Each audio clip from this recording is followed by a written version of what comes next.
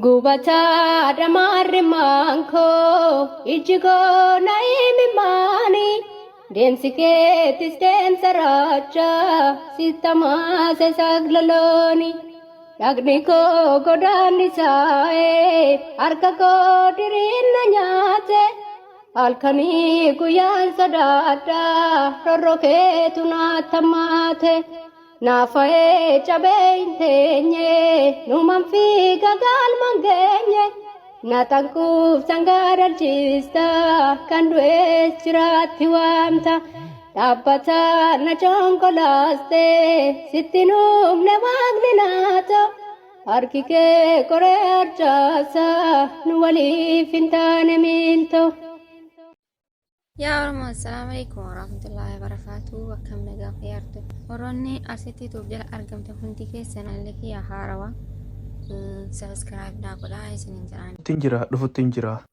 ati yaadadhu guyyaan har'aa guyyaa dhaloota abbaa warraa kootiiti tolee har'a surprises godhuu qabna tolee dhufu tinjira daqiiqaa 10 booda fedha rabbiitiin achiin jira maash assaa nuuraa fi beet niina bishuuf dalagaa keef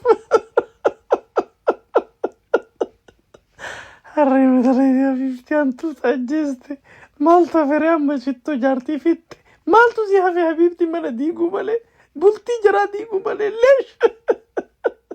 leesh badii katir yaa nuura leesh inti kulli yoom maa beeka ii haga ta'ufiiti tirreeffachuu jirti baristee abbaa warraa isiit shuuf kida maal yaadu jirti laataam shuuf silkiin bil maaltu akkana iyya Chapsite, anches anama bijir kesa. Fu, chapsite, walin doite.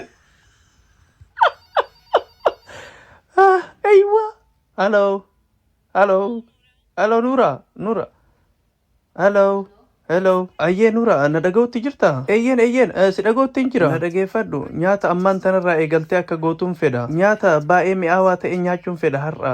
Kasanii hiyyaadin nyaata sirritti godhuu dandaya. Nyaata baay'ee mi'aawaa ta'een dalaga. Tole sa'aatii 2 booda keeka fideetiin dhufa. Tole maadaam yeroo dhuftetti nyaata qophaa'een argatta. Baay'ee gaariidha.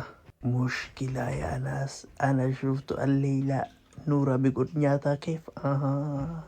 Nyaata gaarii. Yes beeke. Nik. Shaitan yang kankanis. እሺ እንድሪስዬ Waje. እንዴት ነክ? I'm fine and you? ደህና ነኝ። የት ሆነክ ነው? Nick company. ኒክኒክ ካምፓኒ የት ነው? Sudan. ልምጣ? Lanchi mihon ታይም ጠፋ ጊዜ የለኝም። እኔን ጊዜ የለኝም። ማን እንደሆንኩ አውቃለህ?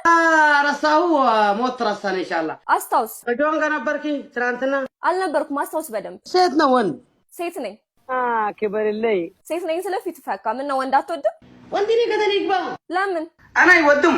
እሺ ምን እየሰራ ነው? ቁጭ አልኳለሁ እኮ። አብሮክ ማን አለ? ፋፉ። ፊፊ ለማለት ነው። ቆይ ግን ፊፊ ምን ነች? ማይ ሲስተር። አትዋሽ። ወላሂ ላዚ ደስ ሲል እኔ አፈቅርሃለሁ። የምን ፍቅር? ፍቅር ነው። አይ ላቭ ዩ። አንተ ድንግል ነህ? ምን አይነት ጥያቄ ነው? ቆይ እሺ አንተ ነክ? አንድ ነፍሴ አንድ ህይወቴ ሲንግል ድንግል ነኝ። ኧረ ተው አታስቀኝ። ኪስ ሚ የሚከሰክስ ይከስክስ። እዚህ ያለው ሁሉ ባለጌ ነው እንዴ? ሲጋር ኪት ሸይጣን ይገርመምሽ። ለማንኛውም ደስ ይተመቸኛለሁ። እወድሃለሁ የኔ ቆንጆ አሰይ ይወድሽ